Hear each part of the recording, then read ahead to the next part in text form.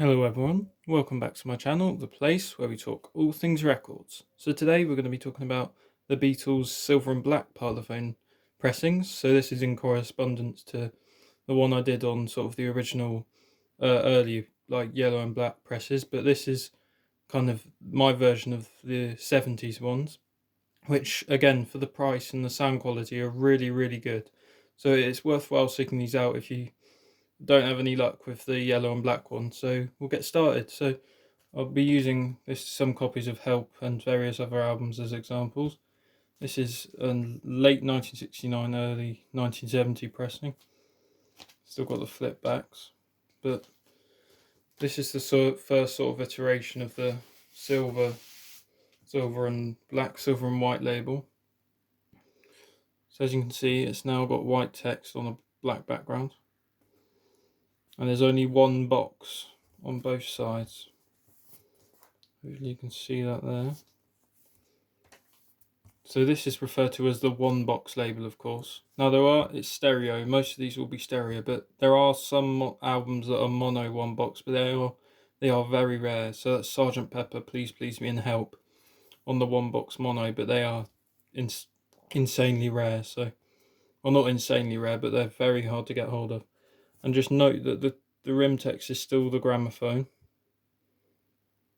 but that I'll talk about that in a minute. So from sort of 1969 up until about 73, that says the gramophone, but there are a couple more changes. So that's what a late 1969, 1970 Parlophone label will look like.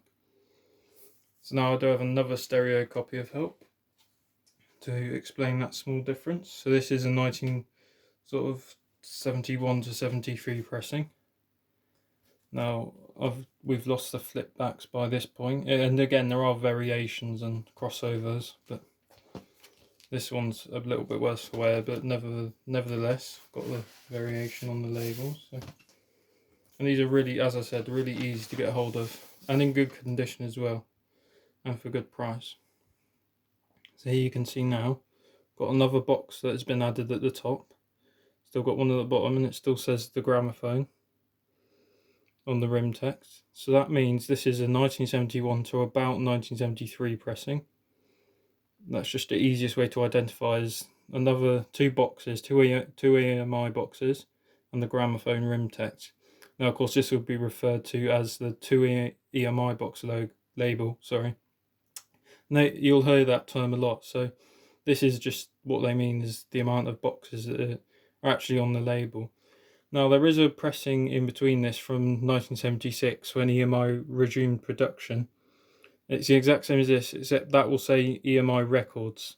The rim text will start with EMI Records, and that's a 1976 pressing. So I don't actually have one of them in my collection as of yet, but that's the only other difference. And then we move on to the next one, which I do have a variation of on the collection of Beatles oldies, which is this one here. So 80s pressing, stereo. But I'll just show you, it's a smallish variation. Again, I should get out the inner sleeve. And again, so we've got our two EMI boxes as usual, but here it says the rim text changed again to all rights of the producer.